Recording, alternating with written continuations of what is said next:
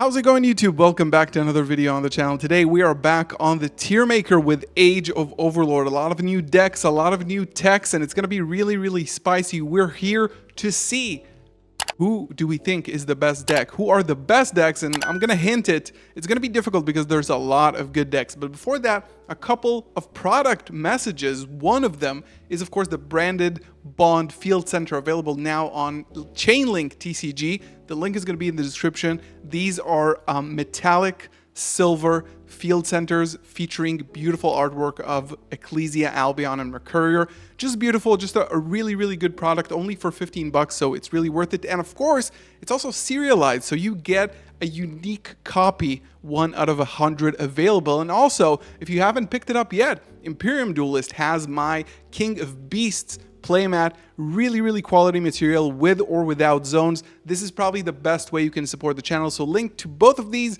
is going to be in the description. But now, the reason why we're all here, the tier maker of Age of Overlord, a new format with a new set that didn't really introduce new decks, but gave a lot of support to a lot of different decks. So we're here to figure it out. The only one deck that I did want to include that is relatively new is Snake Eye. Now, Snake Eye is seeing some play with the Diabellstar stuff in other decks, but also with the actual Snake Eye stuff in TG, which we'll talk about, which is a relatively new deck. It's not a new archetype, but it's a new wave of support that really gives the deck a huge boost. So I think the Snake Eye remains to be seen.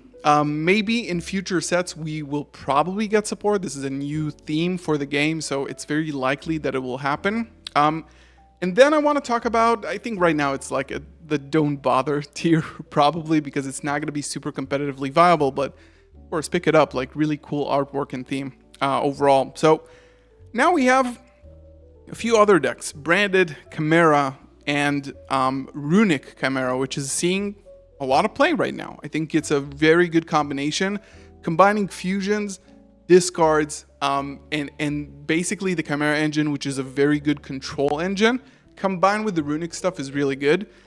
I think, if I'm completely honest right now, I'm gonna probably put good old Chimera at tier 1.5 because I don't think it's the best of the best, but I think it's a deck that can definitely top. And then we're gonna have to see some more experimentation out of the Runic variant, and of course branded Despia itself. I think right now it's probably a good tier 2.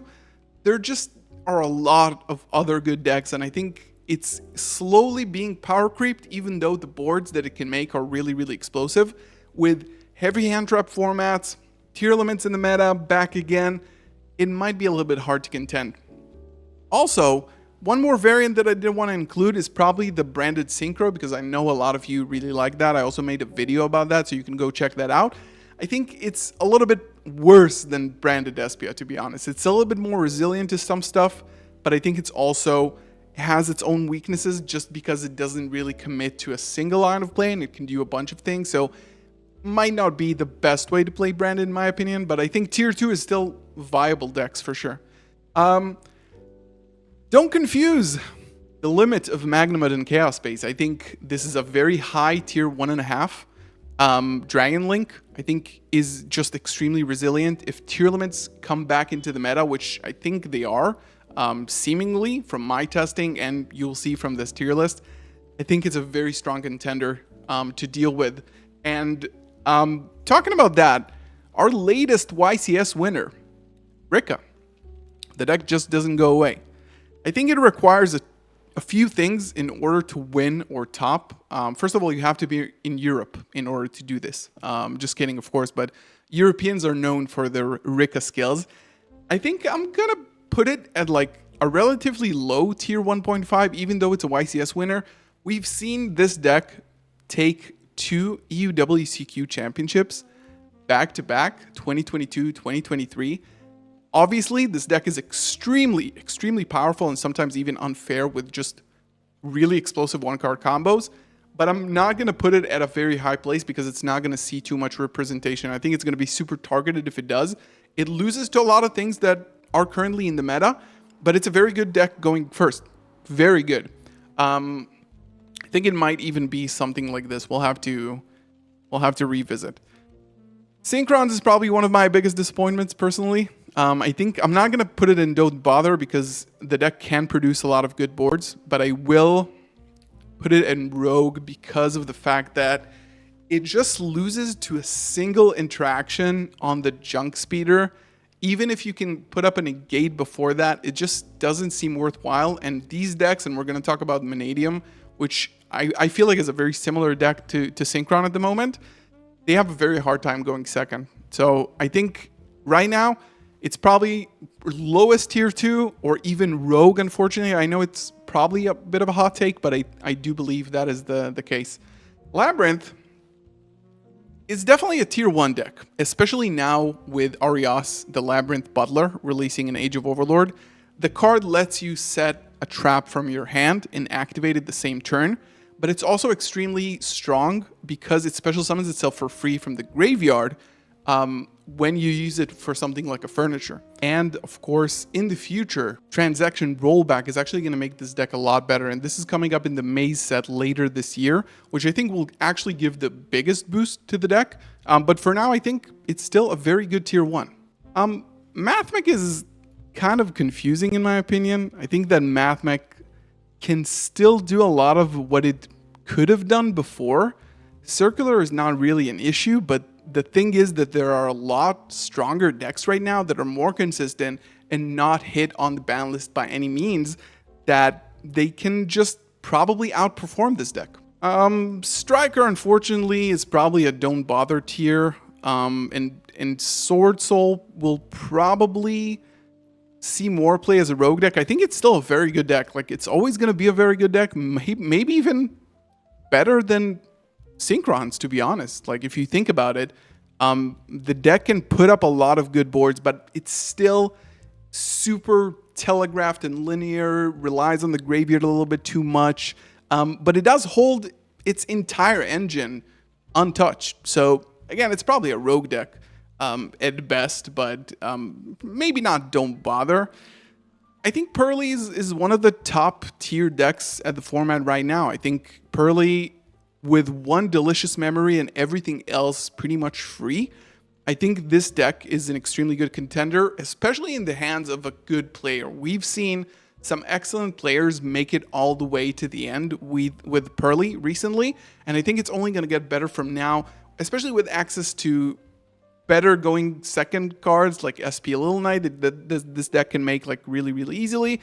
Not that it lacked things like that, but you know, now like Azalea is going to step down as the going second tool or just removal tool with SP Little Knight that can just upgrade the board. If you play things like Fenrir, leave a Little Knight on the board and end on Noir and the 2 spells, this is a very formidable setup with a lot of power to it. So I think it's definitely there. Dinos, I would say don't bother.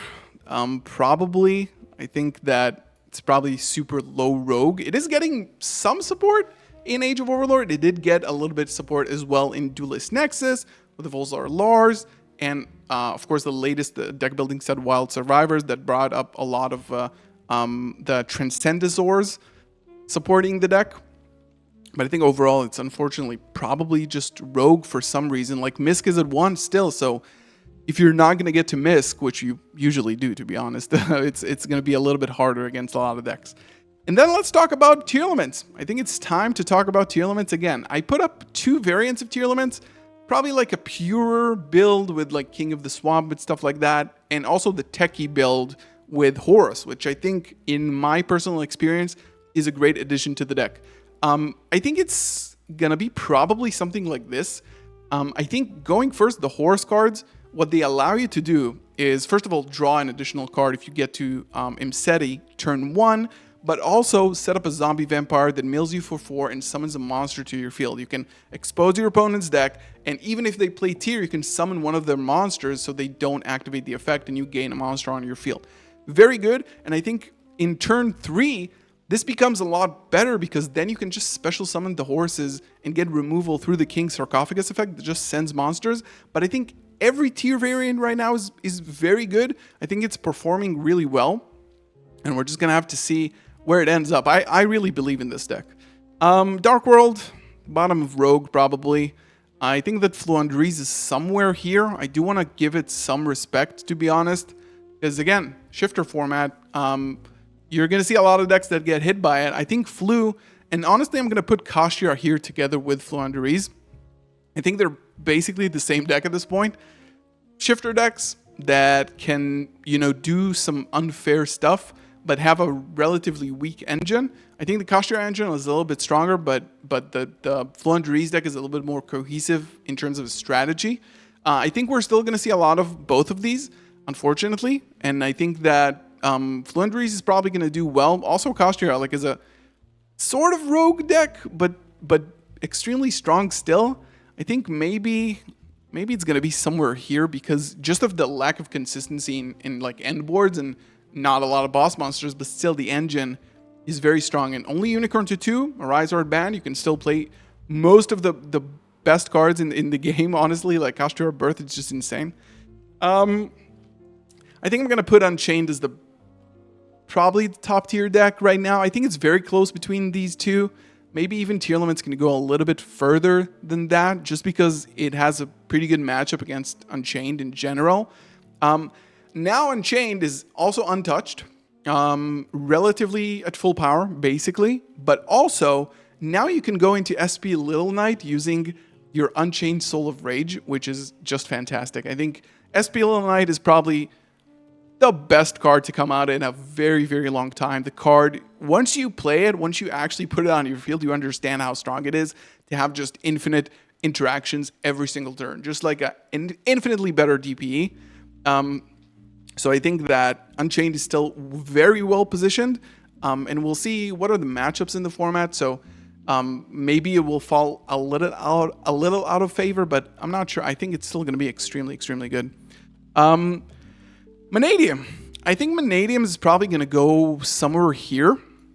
I think it is going to be maybe even here, probably on top of Branded here. A very good deck that now got a little bit more support, excuse me, that allows it to make very consistent one-card combos now that are much better versus hand traps, but the deck has a very strong problem, a very big problem going second against hand traps. It depends on how the format shifts and what are the tech cards that are being played. Vanadium will still have a lot of weaknesses, even though it can produce probably one of the best end boards in the game right now. Salad is probably like the bottom of tier 2. I don't really believe in this deck, maybe even like top rogue, to be honest. I don't really believe in Salad, if we're being honest. I think that the end board doesn't really change. The combo is a little bit more consistent. The new support, the new link gives you like a pop everything basically and a negate, but it doesn't provide too much other than that. It still relies, I think, on floodgates, anti-spell fragrance, stuff like that, Baguska that it can make really easily and it's not really affected by it. I think this is pretty much the vibe. And TG is probably going to be like somewhere here. It's like probably a worse version of Synchron because all it does is make calamities pretty easily, like Calamity Archfiend with a negate that a lot of other decks can do. Synchron 2, I think it's very cool support, very cool like legacy stuff, but not it, unfortunately. Let's talk about a little bit of Sprites and for hire. I think they're all going to be tier 2. I think probably like nobody's going to play pure Sprite. I think your Runic Sprite and Runic for hire are probably going to be somewhere around here. Maybe even a little bit better. I don't really see a change with Runic. It was very bad against Unchained. It's not extremely good against Tier, even though it can banish stuff. So, you can hit a lot of the one-ofs in this deck because there are a lot. But I think all the Runic variants are probably like around here. Maybe for hire is a little bit better than Chimera Runic, just because it's a very explosive deck. But I think this is sort of what it looks like now. And I think that Rescue Ace is probably going to be my top pick for 1.5. Now, with Diabellstar, and you see a little Diabellstar here, what it allows you to do is, first of all, search a Hydrant more consistently because you can special summon a level 1 fire monster from the deck. I don't think that has been a problem up until now. I don't think consistency was an issue. Considering like all the searchers are at full power, you have Prosperity, you have stuff like that. I don't really think people were trying to find like Hydrant. But now with the Bellstar, excuse me, what you can do, and a lot of players are doing, is after they activated Turbulence, they do go into the Bellstar engine to search for Jet Synchron, which now, with the Turbulence, can actually make Baron de Fleur. Because it's level 1, Turbulence is level 9, you make a Baron. That gives you an entire level of interruption above your board, covering the Lightning Storms and Feather Dusters and Evenlies that really hurt the deck. Like, you know, first of all, if you can put it, you can't really put it before Turbulence, but you need to protect the Turbulence first of all. Not get Imperm, not get Veilered, stuff like that. Then you have to protect that board because it sets 4 cards. You probably have another one in hand. It's a pretty formidable board. The deck can still Ibly lock pretty consistently, can do a lot of fun things with like Link 5s, Firewall stuff. It's probably top 1.5 for me. Infernoble, I think, has been really underwhelming. It's probably going to be somewhere around here. It's a good deck that loses to some stuff. Maybe now with Ken and Gen, it can do a bunch of cool stuff. Maybe. I'm reserving that for later. But we're going to have to see because I haven't really been impressed with Infernobles up until now. In the last format, which was basically the same deck, right? Vanquished got some more support. I think it doesn't give the deck a lot of boost. The trap card is relatively good, can special summon from the hand, and Jiaolong, I'm not even exactly sure what it does. I know it can special itself, but I think overall the deck still will rely on things like there can be only one, and even running Shifter to contend with the meta. It maybe is a little bit better than Fluent Deriz here, but it's definitely bottom of 1.5 for me. And then the last one, I just thought I included it because I've been seeing this for a while. Phantom Knight Horus, people are trying it out. Why not talk about it? I think Phantom Knights are fine. Horus is a very good engine, and we're going to have to see how that evolves. So yeah, this is the tier list. Leave it down in the comments below. What do you guys think about the upcoming format? What do you think about the decks that I put here? What would you do differently in this list? Don't forget the pre-order for my new Field Center serialized 1 out of 100. Get your exclusive copy today in pre-order, and of course don't forget to support me using buying this playmat. Links are going to be in the description below. Leave a comment, subscribe, like.